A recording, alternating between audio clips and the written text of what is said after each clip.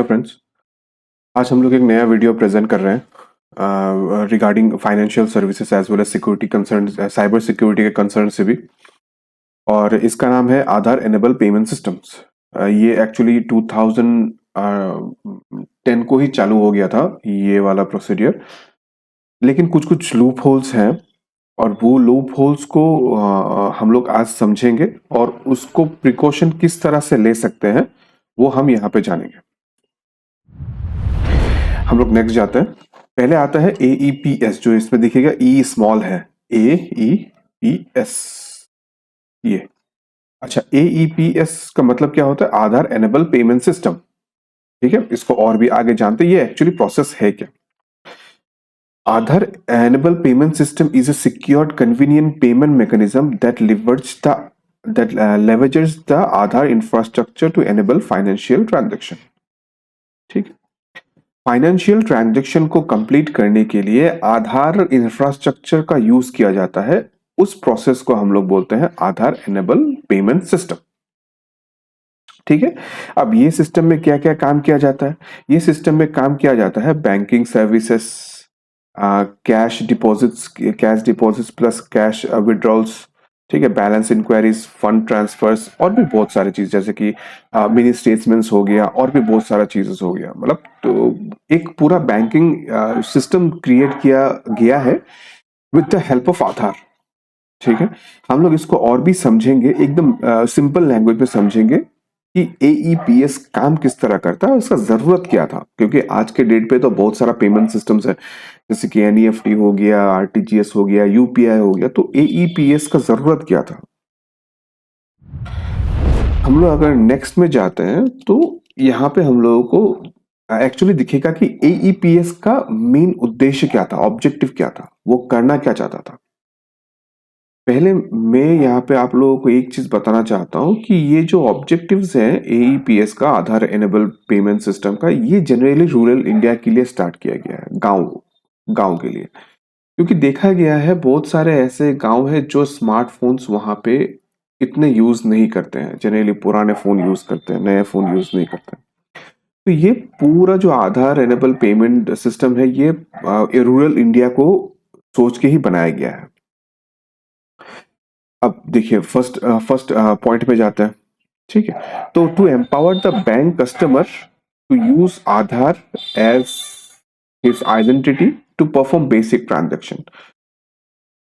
आधार को लेके basic transaction को कंप्लीट करने के लिए, बेसिक ट्रांजैक्शन का मतलब हो गया मिनी स्टेटमेंट निकालना, कैश डिपॉजिट करना, कैश विड्रॉल करना, छोटे मोटे जो भी बेसिक ट्रांजैक्शन है, बैंकिंग बेसिक ट्रांजैक्शन, वो आधार के थ्रू से करने के लिए, उसको प्रोत्साहन देने के लिए ये ऑब्जेक्टिव मेनली था आधार का। सेकंड, गवर्नमेंट ऑफ इंडिया और रिजर्व बैंक ऑफ इंडिया का फाइनेंशियल इंक्लूजन, मतलब financial participation of all the people of the India, उसको मद्दे रख, उसको जानकारी में लेते हुए ये पेमेंट को लाया गया था। इसको मैं अगर सिंपल टर्म्स में बोलूं तो गवर्नमेंट ऑफ इंडिया और रिजर्व बैंक ऑफ इंडिया ये चाहती है कि रिमोट से रिमोट गांव में पीपल्स अपना पेमेंट डिजिटली यूज करें विथ लेस हैरासमेंट। अब ये चीज तो चलिए, UPI तो एक चीज सॉल्व कर दिया, जब कोरोना आया था तब UPI आया था, तो उसमें एक चीज सॉल्व हो गया कि ये जो बैंकिंग ट्रांजैक्शन है वो थोड़े से इजी तो हुए हैं। लेकिन रूरल इंडिया में अभी तक भी वो प्रोसेस थोड़ा सा इजी नहीं हुआ है, वो अभी तक भी थोड़ा सा दिक्कत तो है उसमें। जैसे कि बैंक थोड़ा ज्यादा दूर हो गया है, अगर स्मार्टफोन नहीं है तो बैंक में जाना है, अगर थोड़ा दूर होता है तो फिर वगैरह वगैरह पेपर वर्क्स, तो उसको मिनिमाइज करने के लिए ये एक ऑब्जेक्टिव रखा गया था, आधार एनेबल पेमेंट सिस्टम। हम लोग आगे के पॉइंट्स में और भी जाएंगे कि ये चीज किस तरह से गवर्नमेंट ने सोचा है इसको डेवलप, इसको प्रोसीड्यूर करने के लिए, उसको ग्राउंड में लाने के लिए। पहले ये पॉइंट हम लोग देख लेते हैं कि ऑब्जेक्टिव्स क्या है। तो चलिए फिर से आगे बढ़ते हैं। फर्स्ट ऑब्जेक्टिव ये था कि आधार का इंफ्रास्ट्रक्चर लेके जितना सारा बैंकिंग ट्रांजैक्शन है उसको किया जाए।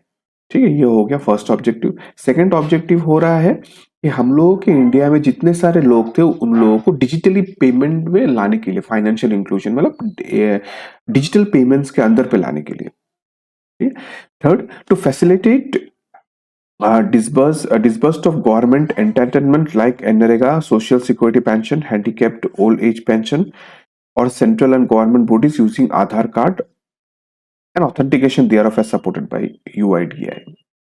तो ये एक बड़ा अच्छा इनिशिएटिव लिया है, जो मैं पर्सनली बोलना चाहूँगा कि जितने सारे जो स्कीम्स निकलते हैं सेंट्रल गवर्नमेंट और स्टेट गवर्नमेंट के अगेंस्ट में regarding old age pension and NREGA, social security pension, जो भी चीज़ है जिसमें बेनिफिशियरी को डायरेक्ट बेनिफिट दिया जाता है, डायरेक्ट कैश पेमेंट दिया जाता है, cash in the sense direct monetary value दिया जाता है, उसमें अभी ये चीज़ मतलब आ जाएगा कि आधार के थ्रू से डायरेक्ट उसके बैंक अकाउंट में पेमेंट चला जाएगा। मतलब अभी आपको पेमेंट के लिए आपको IFSC code, sorry, account number, इसका जरूरत नहीं पड़ेगा। आपको सिर्फ आधार नंबर चाहिए होगा, आधार नंबर बैंक के साथ लिंक होगा और वो डायरेक्टली आपका आधार नंबर के अगेंस्ट पे आपके बैंक पे चला जाएगा, बस। ठीक है। Fourth point, to build the foundation of full range of Aadhaar enable banking system, banking services. चलिए, वो फर्स्ट जो ये पॉइंट था, ये फर्स्ट पॉइंट और जो मैं सेकंड, ये फोर्थ पॉइंट, ये ऑलमोस्ट दोनों रिजेंबल कर रहे हैं। एक आधार एनेबल बैंकिंग सर्विसेज को मतलब इंफ्रास्ट्रक्चर को बिल्ड करने के लिए IEPS का एक निर्माण किया गया था। मेनली और भी ऑब्जेक्टिव थे, लेकिन मुझे ये 4 बड़ा इंपॉर्टेंट लगा, इसलिए मैंने 4 रखे। अगर आपको लगता है कि मुझे और भी ऑब्जेक्टिव्स यहाँ पे दिखाना चाहिए, मेरे को कमेंट में एक बार आप पिंग करो कि और भी इसके बारे में डिटेल बताने के लिए कि क्या है, किस तरह से है, मैं उसको टेक्निकलिटी में भी लेके जाऊंगा। एक बार आपके जो व्यूज है वो आप कमेंट में शेयर करो। नेक्स्ट आते हैं। अब AEPS में आपका इनपुट्स क्या क्या लगता है, जरूरी क्या क्या चीज है। फर्स्ट, बैंक अकाउंट जरूरी है। सेकंड, आपको आधार कार्ड जरूरी है। Third, biometric captures during enrolment, मतलब जब आप आधार कार्ड बना रहे होगे, आपका थंब इंप्रेशन या आई रेटिना स्कैन इरेज लिया होगा, तो वो जरूरी है। वो तो एक्चुअली आधार के सर्वर पे ही रहता है। तो जब आप बैंक के साथ अपने आधार लिंक करोगे तो बस मेरे हिसाब से तो वही हो जाना चाहिए। बैंक के साथ अगर आपने आधार लिंक कर दिया, बस आपका पूरा प्रोसेस यहीं पे खत्म हो। ठीक है। अब इलेक्ट्रॉनिक फंड ट्रांसफर के कितने कितने माध्यम है। ठीक है। तो फर्स्ट आते हैं NEFT, national electronic fund transfer, RTGS, real time gross settlement, और IMPS, इमीडिएट पेमेंट सेटलमेंट। ये तीनों हम लोग मैक्सिमम अपने पेमेंट फाइनेंशियल ट्रांजैक्शंस में हम लोग सुनते रहते हैं, ये वाला NEFT, RTGS, IMPS। अभी हम लोग इसमें बेसिक डिफरेंस एक बार समझते हैं कि इसका बेसिक डिफरेंस क्या है एक्चुअली। जब भी आप NEFT में जाओगे, वहां पे आपको IFSC कोड और बैंक अकाउंट नंबर मैंडेटरी होगा, ये आपको चाहिए होगा। रियल टाइम मतलब RTGS में क्या होगा, आपको IFSC कोड और बैंक अकाउंट जरूरी है, प्लस उसके साथ यहाँ पे क्या होता है, लार्ज सम ऑफ अमाउंट, मतलब 2 लाख के ऊपर 4 लाख 5 लाख, वो ट्रांजेक्शन करने के लिए RTGS यूज करता है। IMPS, अब IMPS किस लिए यूज करता है, फॉर इंस्टेंट पेमेंट। याद रखिएगा, NEFT और RTGS पेमेंट हो गया batch payment, batch processing payment, मतलब हाफ एन आवर, आधे घंटे के बाद या 1 घंटे में इसका एक लॉट होता है। मतलब पकड़ लीजिए 10 लॉट, 20 लॉट, 20 बंदे का पैसा, 10 बंदे का पैसा, वो एक साथ यहाँ पे क्लियरिफाई होते रहता है। तो ये RTGS और NEFT क्या हो गया, ये लॉट वाइज चलते रहता है, मतलब एक बैच वाइज चलते रहता है। लेकिन IMPS में क्या हुआ, IMPS में वो चीज पूरा सॉल्व हो गया। वो IMPS में बेनिफिशियरी के IFSC और बैंक अकाउंट का जरूरत नहीं है, वो उनके कुछ IMPS कोड रहते हैं या मोबाइल नंबर के साथ लिंक रहते हैं। आप झटपट जाओ और IMPS करो और वो साथ के साथ आपके अकाउंट में चला जाएगा। कोई गवर्नमेंट हॉलीडेज यहाँ पे मैटर नहीं करता है, कुछ भी नहीं करता है। लेकिन NEFT और RTGS में अभी तो मैटर नहीं करता, लेकिन पहले NEFT और RTGS मतलब बैंक हॉलीडेज में नहीं होते थे, तो उसको ये IMPS ने सॉल्व कर दिया। Instant payment plus no holidays, मतलब संडे मंडे आप जब भी करो, उसमें कोई हॉलीडेज का मैटर नहीं। अभी आते हैं ये फोर्थ पॉइंट, यूपीआई, जो हम लोग हर अपने डेली लाइफ में यूज करते रहते हैं। इंस्टेंट पेमेंट प्लस यहाँ पे और एक चीज है, यहाँ पे आईएफसी पार्ट का कोई जरूरत नहीं है, यहाँ पे पेमेंट यूज होता है यूपीआई आईडी से। यूपीआई आईडी आपने देखा होगा, आपको आप जो जो गूगल पे यूज करते हैं, अपने प्रोफाइल में चले जाओ, वहां पे आपको यूपीआई आईडी मिल जाएगा, लास्ट में ओके एसबीआई से स्टार्ट रहेगा, इस तरह से @ओके एसबीआई, @ओके आईसीआईसीआई वगैरह वगैरह बहुत सारे हैं। पेटीएम का आ जाएगा @AXL, सॉरी यू फोन पे का आ जाता है .AXL। बहुत सारे आपको ऐसे यूपीआई वीआईडी यूपीआई आईडी मिल जाएंगे। तो जो यूपीआई आईडी है उनका बेसिक डिफरेंस क्या होता है, वो इंस्टेंट पेमेंट होता है फ्रॉम बैंक ऐप, कोई भी अगर ऐप होता है जैसे कि बैंक का ऐप हो गया, प्लस गूगल पे पकड़ लो, फोन पे पकड़ लो, कोई भी अगर ऐप होता है, वो ऐप से आप बेनिफिशियरी को डायरेक्ट ट्रांसफर कर सकते हैं वाया यूपीआई आईडी। कोई आईएफएससी का जरूरत नहीं, कोई कुछ नहीं, क्यूआर कोड है आपका, स्कैन करो और भेजो। सेकंड एईपीएस, जो हम लोग ये टॉपिक में कवर कर रहे हैं, आधार एनेबल पेमेंट सिस्टम। ठीक है, यहाँ पे तो इंस्टेंट पेमेंट होता है बट यूजिंग आधार बायोमेट्रिक्स।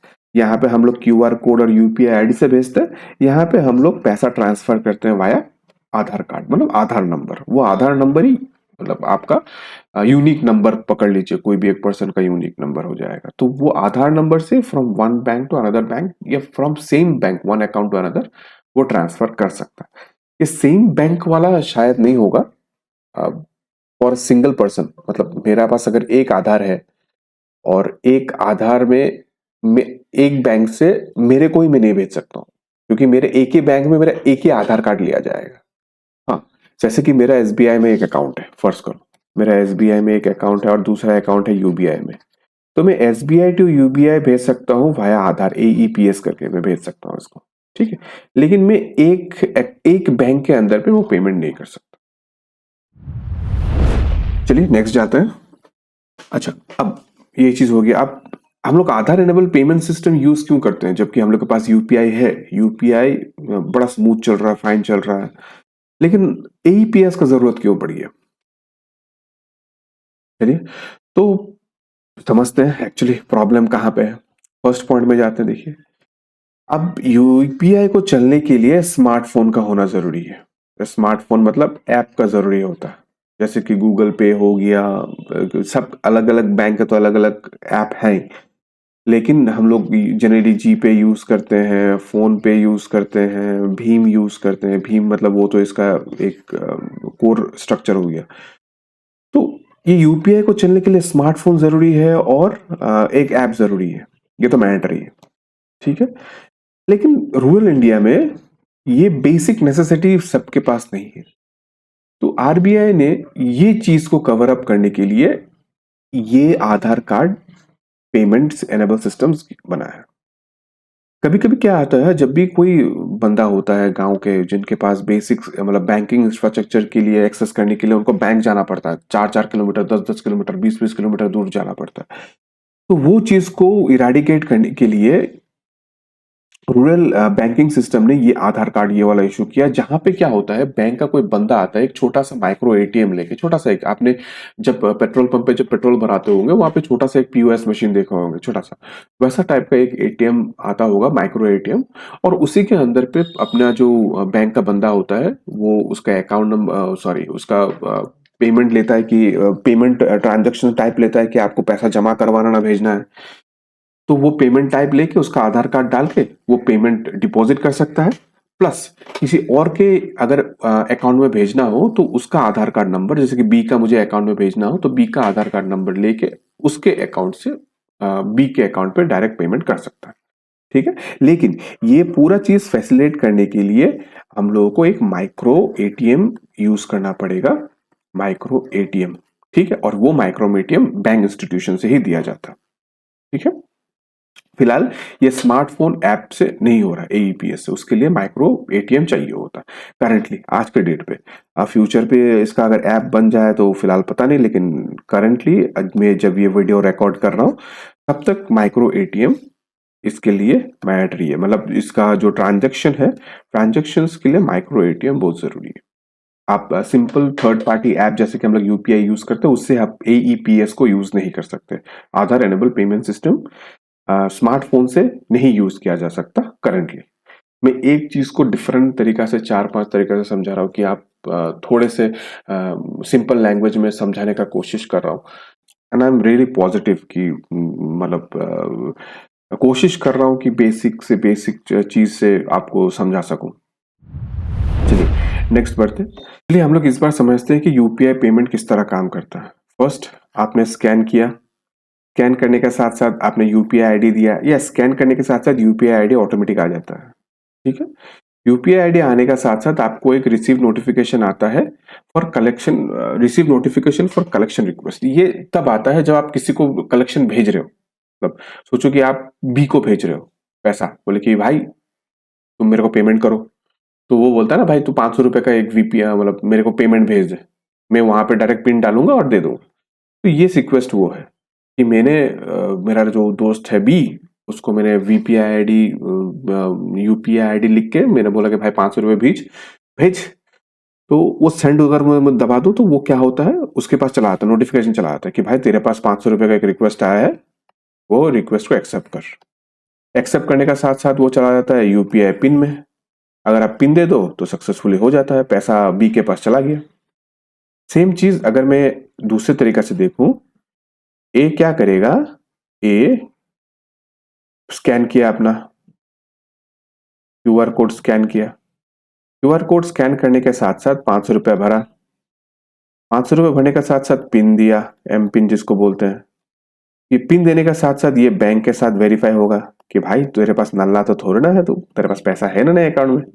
ठीक है, बैंक एक बार कंफर्म कर लिया कि नहीं भाई इसके पास तो पैसा है, तो नल्ला है नहीं, तो वो क्या करता है, वो बी को भेज देता पैसा।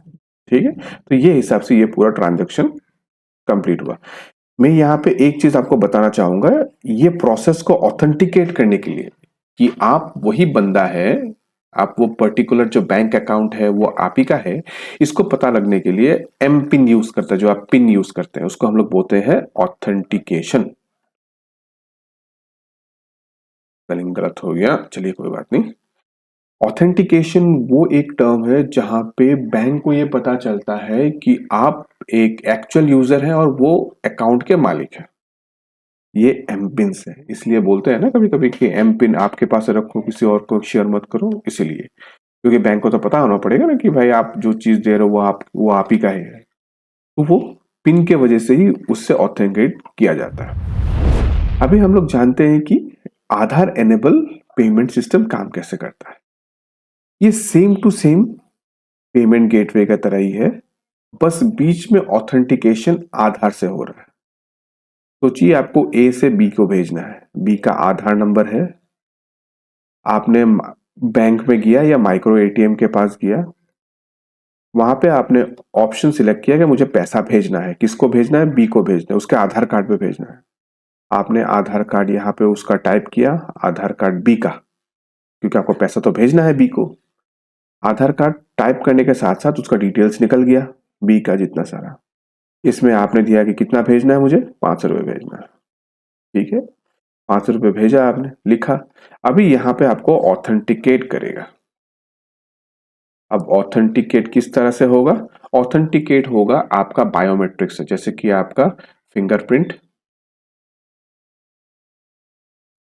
और इरिस, इरिस जिसको बोलते हैं, मतलब आपका रेटिना स्कैन जो भी है, वो उसमें वो जो बैंक के बंदे होते हैं उसके पास होता ही है, और ये है। तो एक बार ऑथेंटिकेशन सक्सेसफुल हुआ तो आपके अकाउंट में जो 500 रुपये लिखा था वो डायरेक्ट बी को चला जाएगा। ठीक है, यही सेम प्रोसेस है, लेकिन बस ऑथेंटिकेशन आपका आधार से हो रहा है। आधार में दो चीज मेनली मैटर करता है। फर्स्ट, ये पूरा ट्रांजैक्शन जो है ये आधार से हो रहा है। सेकंड, यहाँ पे जैसे कि आप थर्ड पार्टी से जो यूपीआई करके आप भेज दे रहे हो वो नहीं कर सकोगे। यहाँ पे एक माइक्रो एटीएम लगेगा जो बैंक के बंदा लेके आएंगे, और वो माइक्रो एटीएम में ही पूरा काम होगा, जितना सारा काम होगा वो माइक्रो एटीएम से ही होगा।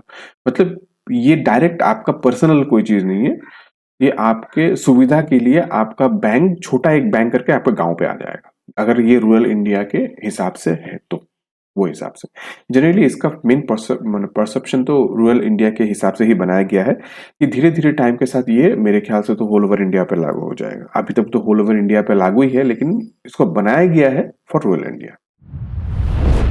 चलिए नेक्स्ट चलते हैं। अब एईपीएस तो बड़ा अच्छा लगा, मतलब बड़ा अच्छा है, बड़ा अच्छा सिस्टम है, लेकिन इससे रिसेंटली मतलब दो बंदे ने बड़ा दिमाग पाया है। उन्होंने क्या किया, ये एईपीएस के अगेंस्ट में फ्रॉड कर डाला, मतलब पैसा निकाल डाला। क्या बड़ा बंदा है, उन लोग का दिमाग मानना पड़ेगा। अब ये बंदा कहाँ के है, ये बंदा है बिहार के, जो अरेस्टेड हुए हैं बैंगलोर में। ठीक है, जो एक छोटा सा आधार कार्ड का जो लूप होल है, लूप होल ने एक्सप्लॉइट कर दिया, मतलब बैंक अकाउंट से उसका पैसा ले लिया। समझते हैं कैसे लिए, बस एक छोटा सा एक संक्षेप में ये चीज करते हैं कि एक छोटा सा ब्रीफ लेते हैं कि ये चीज किया कैसे। वो क्या करते हैं, वो पहले सब रजिस्टर ऑफिस में जाते हैं। वहां पे ऑफिस में जाके जब भी कोई प्रॉपर्टी का ट्रांजैक्शन होता है या सबमिशन होता है, तो एक कावेरी 2.0 बोल के एक वेब बेस्ड पोर्टल है, जहाँ पे जो इंडिविजुअल्स, मतलब जो बंदा का कुछ लैंड प्रॉपर्टी का कुछ काम हुआ है, वो उस मतलब कावेरी 2.0 पे अपने आधार कार्ड का बायोमेट्रिक सैंपल और प्लस आधार नंबर अपडेट करवाता है। ठीक है, उन्होंने उस चीज का फायदा उठाकर एक मतलब जैसे कि जब भी कोई कावेरी 2.0 में अपना पेमेंट सॉरी आधार कार्ड अपडेट करवाता है, तो वो डिटेल्स को उन लोग पीडीएफ में डाउनलोड कर लेते हैं, और पीडीएफ में डाउनलोड करके आधार नंबर तो मिल गया, वो पीडीएफ में तो उन लोग का डिटेल्स रहता है, प्लस जो उसका जो बायोमेट्रिक्स है वो उन लोगों ने बटर पेपर और भी कुछ इमेजिंग जो टेक्निक्स है उसको लेके सिलिकॉन पेपर, सिलिकॉन शीट्स पे लेके आते हैं। सिलिकॉन शीट्स मतलब जैसे कि आपने वो रबर के कुछ होते हैं ना, जो स्टाम्प बनाने के लिए यूज होता है, तो वो शीट्स पे लेके आते हैं। मतलब बायोमेट्रिक सैंपल रेडी हो गया, उसके फिंगरप्रिंट शायद फिंगरप्रिंट के होंगे, और पीडीएफ डिटेल्स में अकाउंट नंबर तो है ही। अब वो अकाउंट नंबर को लेके और उसका जो बायोमेट्रिक को लेके वो ट्रांजेक्शन कंप्लीट करता है, मतलब वो पैसा को कंप्लीशन में देता है, ए से बी को ले लेता है। फर्ज करो ए है और बी है, ये मिसक्रीड है, उसका डिटेल्स वो क्या किया, माइक्रो एटीएम में डाला। ठीक है, माइक्रो एटीएम में डाला, उसका आधार नंबर डाला। आधार नंबर डालने के बाद उसका डिटेल्स तो आ गया। डिटेल्स आने के बाद तो वो तो ऑथेंटिकेट पूछेगा ना, वो तो पूछेगा कि भाई तुम असली है या नहीं है। हम लोगों ने पहले जो डिटेल्स में हमने बताया था, एक ऑथेंटिकेशन तो लगता ही है।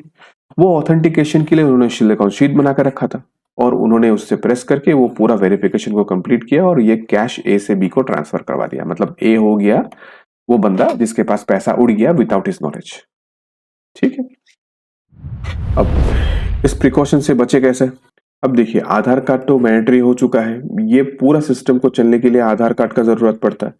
ठीक है, तो आधार कार्ड आप दोए मत, या पैन कार्ड, पैन कार्ड से भी कुछ कुछ चीज इस्तेमाल में किया जा सकता है। मेरे हिसाब से तो कोई भी डॉक्यूमेंट्स जरूरी मतलब मत दो जब भी उसका जरूरत नहीं हो, मतलब एकदम अगर जरूरी हो तभी दो, नहीं तो जरूरत नहीं है तो मत दो। ठीक है, अपना documents. Second, marks copy of Aadhaar card आप ले सकते हो। ठीक है, वहां पे जो पहले का 8 डिजिट है वो एक्स एक्स करके रहता है, इस तरह से रहता है, x x x x x x x x, और लास्ट का 4 डिजिट लिखा रहता है, टू जो भी है। तो वो आप यूज कर सकते हो, प्रिंट आउट करके आप रख लो, और उसी को ही आप जितने सारे जो लीगल डॉक्यूमेंट्स में है आप उसको एक्सेप्ट करो। लीगली एक्सेप्टेड है, आप ये इसको आप दे सकते हो, कोई दिक्कत नहीं। बायोमेट्रिक वेरिफिकेशन फॉर द आधार, मतलब डिसेबल बायोमेट्रिक वेरिफिकेशन, एक यूडीआई का साइट है जहां पे मैं भी आपको प्रेफर करूंगा कि अगर आप एईपीएस यूज नहीं कर रहे हो, अगर आप यूपीआई में कंफर्टेबल हो, आपको एईपीएस का जरूरत नहीं है, आप यूडीआई वेबसाइट में जाके अपना आधार कार्ड वेरिफिकेशन डिसेबल कर दो। ठीक, ये लॉक कर दो, जो भी है। ये पूरा जिसका प्रोसेस किस तरह होता है लॉकिंग का, लॉकिंग ऑफ आधार, ये मैं डिस्क्रिप्शन में डाल दूंगा। ठीक है, मेरे हिसाब से ये करना अगर बहुत जरूरी है। वेरिफिकेशन अगर नहीं होगा तो वो एक्सेप्ट नहीं करेगा यूआईडीआई से। चलिए, आज के लिए वीडियो यहाँ रखते हैं। मेरा अगर काम आपको पसंद आया तो काइंडली लाइक कीजिए और अपने दोस्तों को शेयर कीजिए, जागरूक कीजिए उन लोगों को कि ऐसा भी कोई सिस्टम आया है, और जानना बड़ा ज़रूरी है इसके लिए कि ये चीज़ किस तरह काम करता है, उसको रोके कैसे। क्योंकि देखिए, जब भी कोई सिस्टम आता है उसके लूप होल्स निकलते हैं, और लूप होल्स को मतलब जानना बड़ा ज़रूरी है, तभी आप अपने पैसे को प्रोटेक्ट कर पाओगे, आपके मतलब अपने दूसरे के फ्रॉड से। तो फ्रॉड होने के लिए वो इंफॉर्मेशन होना आपका ज़रूरी है। तो अगर आपको लगता है कि मैं जो ये वीडियो बनाया हूँ और ये इसका इन्फॉर्मेशन किसी और के काम आ सकता है, काइंडली उसको शेयर कीजिए और मेरे चैनल को सब्सक्राइब कीजिए। थोड़ा मोटिवेट मिलता है, मतलब इसको रिसर्च करना, काम करना मेहनत का काम है, तो आप जब सब्सक्राइब करेंगे थोड़ा मोटिवेशन मिलता है, मैं और भी काम करूंगा इसमें। कमेंट कीजिए कि मेरा वीडियो कैसा लगा, मेरा काम कैसा लगा, मैं आपका फीडबैक मुझे दीजिए। प्लस अगर आपको चाहिए होता है कि कुछ टेक्निकलिटीज में और भी डिटेल्स में मैं जाऊं, काइंडली मेरे कमेंट में शेयर कीजिए उसको। Thank you very much.